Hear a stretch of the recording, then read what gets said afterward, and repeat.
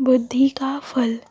एक रोज़ की बात है कि बादशाह अकबर के दरबार में लंका के राजा का एक दूत पहुंचा। उसने बादशाह अकबर से एक नई तरह की मांग करते हुए कहा, आलमपना, आपके दरबार में एक से बढ़कर एक बुद्धिमान, होशियार तथा बहादुर दरबारी मौजूद है।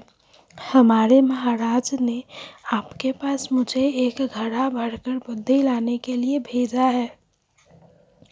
हमारे महाराज को आप पर पूरा भरोसा है कि आप उसका बंदोबस्त किसी न किसी तरह और जल्द ही कर देंगे।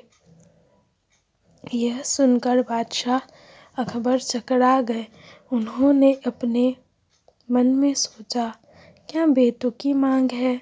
भला घड़े भर बुद्धि का बंदोबस्त कैसे किया जा सकता है।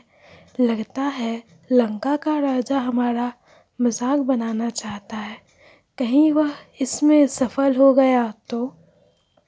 तभी बादशाह को बिरबल का ध्यान आया। वे सोचने लगे कि शायद यह कार्य बिरबल के वश का भी ना हो, मगर उसे बताने में बुराई ही क्या है।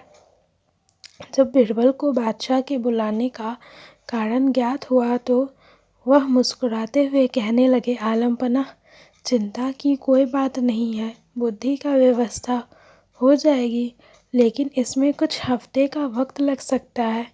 बादशाह अकबर बिरबल की इस बात पर कहते भी तो क्या, बिरबल को मुँह मांगा समय दे दिया गया।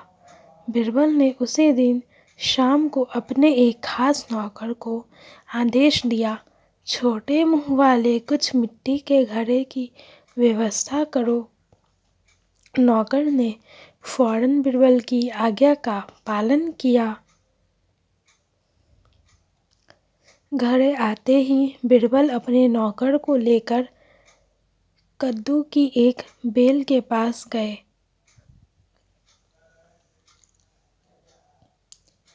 उन्होंने नौकर से एक घड़ा ले लिया।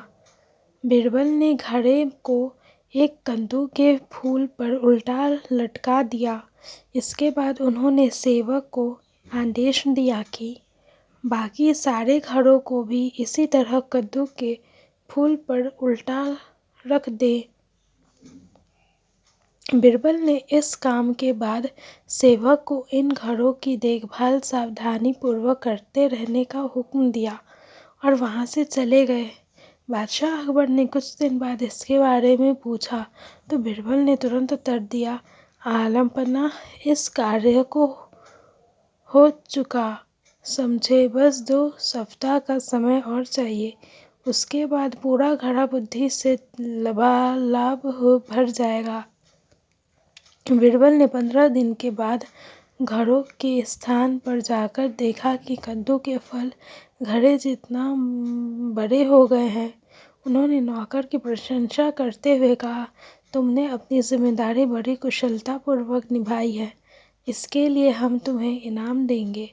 इसके बाद बिरबल ने लंका के दूत को बादशाह अकबर के दरबार में बुलाया और उसे बताया कि बुद्धि का घड़ा लगभग तैयार है और बिरबल ने तुरंत ताली बजाई। ताली की आवाज़ सुनकर बिरबल का सेवक एक बड़ी थाली में घड़ा लिए हुए बड़ी शान से दरबार में हाजिर हुआ। बिरबल ने घड़ा उठाया और उसे लंका के दूत के हाथ में सौंपते हुए कहा, लीजिए श्रीमान, आप इसे अपने महाराज को भेंट कर दीजिए।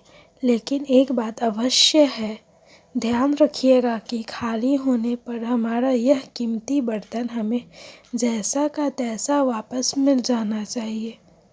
इसमें रखा बुद्धि का फल तभी प्रभावशाली होगा जब इस बर्तन को कोई नुकसान न पहुँचे।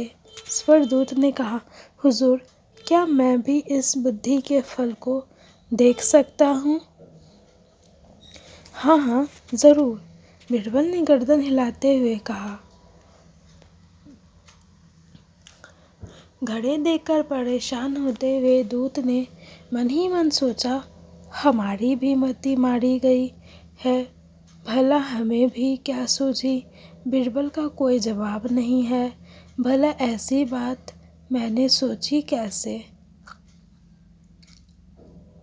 घड़ा लेकर दूत के जाते ही बादशाह अकबर ने भी घड़े को देखने की इच्छा प्रकट की और बीरबल ने एक घड़ा मंगवा दिया। जैसे ही उन्होंने घड़े में झांका उन्हें हंसी आ गई। वे बीरबल की पीठ ठोकते हुए बोले, मान गए भाई, तुमने बुद्धि का क्या शानदार फल पेश किया है। लगता है इसे पाकर लंका के राजा के बुद्धिमान होने में तनिक भी देर नहीं लगेगी।